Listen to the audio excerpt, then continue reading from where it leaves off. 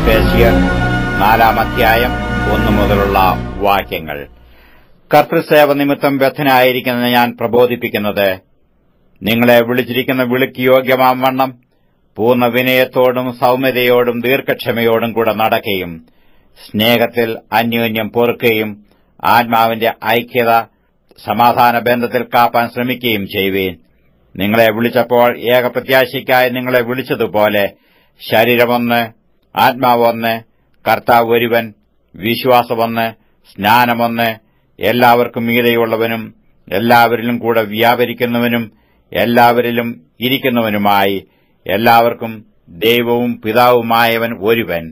എന്നാൽ നമ്മൾ ഓരോരുത്തരും ക്രിസ്തുവിന്റെ ദാനത്തിന്റെ അളവിന് ഒത്തവണ്ണം കൃപ ലഭിച്ചിരിക്കുന്നു. അതുകൊണ്ട് അവൻ ബദ്ധന്മാരെ പിടിച്ചുകൊണ്ടുപോയി ഉയരത്തിൽ കയറി മനുഷ്യർക്ക് ദാനങ്ങളെ കൊടുത്തുവെന്ന് പറയുന്നു.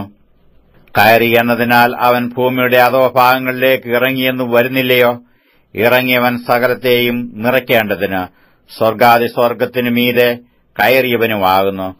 അവൻ ചിലരെ അപ്പോസ്തലന്മാരായും ചിലരെ പ്രവാചകന്മാരായും ചിലരെ സുവിശേഷകന്മാരായും ചിലരെ ഇടയന്മാരായും ഉപദേഷ്ടാക്കന്മാരായും നിയമിച്ചിരിക്കുന്നു.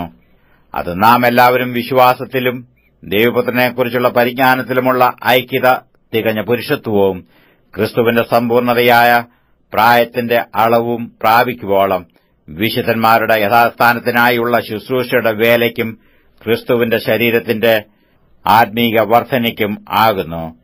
അങ്ങനെ നാം ഇനി മനുഷ്യരുടെ ചതിയാലും ഉപായത്താലും തെറ്റിച്ചു കളയുന്ന തന്ത്രങ്ങളിൽ കുടുങ്ങിപ്പോകുവാൻ തക്കവണ്ണം ഉപദേശത്തിന്റെ ഓരോ കാറ്റിനാൽ അലഞ്ഞുഴലുന്ന ശിശുക്കളായിരിക്കാതെ സ്നേഹത്തിൽ സത്യം സംസാരിച്ചുകൊണ്ട് ക്രിസ്തു എന്ന തലയോളം സകലത്തിലും വളരുവാൻ ഇടയാകും. ശരീരം മുഴുവനും യുക്തമായി ചേർന്നും ഏകീഭവിച്ചും ഓരോ അംഗത്തിന്റെ അതത് വ്യാപാരത്തിനു ഒത്തവണ്ണം ഉദവി ലഭിപ്പാനുള്ള ഏത് സന്ധിയാലും സ്നേഹത്തിലുള്ള വർധനയ്ക്കായി അവനിൽ നിന്ന് വളർച്ച പ്രാപിക്കുന്നു. ആകയാൽ ഞാൻ കർത്താവിൽ സാക്ഷീകരിച്ചു പറയുന്നത് എന്തെന്നാൽ, ജാതികൾ തങ്ങളുടെ വ്യർത്ഥബുദ്ധി അനുസരിച്ച് നടക്കുന്നതുപോലെ നിങ്ങൾ ഇനി നടക്കരുത്. അവർ അന്ധബുദ്ധികളായി അജ്ഞാനം നിമിത്തം ഹൃദയകാഠിന്യം നിമിത്തം തന്നെ ദൈവത്തിന്റെ ജീവനിൽ നിന്നു അകന്നു മനം തഴമ്പിച്ചു പോയവരാകയാൽ അത്യാഗ്രഹത്തോടെ സകല അശുദ്ധിയും പ്രവർത്തിപ്പാൻ ദുഷ്കാമത്തിന് തങ്ങളെ തന്നെ ഏൽപ്പിച്ചിരിക്കുന്നു.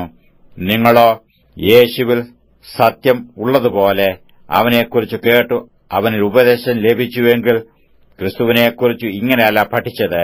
മുമ്പിലത്തെ നടപ്പ് സംബന്ധിച്ച് ചതിമോഹങ്ങളാൽ വഷളായിപ്പോകുന്ന പഴയ മനുഷ്യനെ ഉപേക്ഷിച്ച് നിങ്ങളുടെ ഉള്ളിലെ ആത്മാവ് സംബന്ധമായി പുതുക്കം പ്രാപിച്ച് സത്യത്തിന്റെ ഫലമായ നീതിയിലും വിശുദ്ധിയിലും ദൈവരൂപമായി സൃഷ്ടിക്കപ്പെട്ട പുതുമനുഷ്യനെ ധരിച്ചുകൊള്ളുവീൻ. ആകയാൽ ഭോഷ്ക് ഉപേക്ഷിച്ച് ഓരോരുത്തൻ താന്റെ കൂട്ടുകാരനോട് സത്യം സംസാരിപ്പീൻ. നാം തമ്മിൽ അവയവങ്ങളല്ലോ. കോപിച്ചാൽ പാപം ചെയ്യാതിരിപ്പീൻ. സൂര്യൻ അസ്തമിക്കുവോളം നിങ്ങൾ കോപം വെച്ചുകൊണ്ടിരിക്കരുത്. പിശാചിന് ഇടം കൊടുക്കരുത്. കള്ളൻ ഇനി കക്കാതെ മുട്ടുള്ളവന് ദാനം ചെയ്യുവാൻ ഉണ്ടാകേണ്ടതിന് കൈകൊണ്ട് നല്ലത് പ്രവർത്തിച്ചു അധ്വാനിക്കത്രേ വേണ്ടത്. കേൾക്കുന്നവർക്ക് കൃപ ലഭിക്കേണ്ടതിനു ആവശ്യം പോലെ ആത്മീയ വർധനയ്ക്കായി നല്ല വാക്കല്ലാതെ ആകാത്തത് ഒന്നും നിങ്ങളുടെ വായിൽ നിന്ന് പുറപ്പെടരുത്. ദൈവത്തിന്റെ പരിശുദ്ധാത്മാവിനെ ദുഃഖിപ്പിക്കരുത്. അവനാലല്ലോ നിങ്ങൾക്ക് വീണ്ടെടുപ്പ് നാളിനായി മുദ്രയിട്ടിരിക്കുന്നത്. എല്ലാ കയ്പും കോപവും ക്രോധവും കുറ്റാരവും ദൂഷണവും സകല ദുർഗുണവുമായി നിങ്ങളെ വിട്ടു ഒഴിഞ്ഞു പോകട്ടെ. നിങ്ങൾ തമ്മിൽ ദയയും മനസ്സലിവുമുള്ളവരായി ദൈവം ക്രിസ്തുവിൽ നിങ്ങളോട് ക്ഷമിച്ചതുപോലെ അന്യോന്യം ക്ഷമിപ്പീൻ.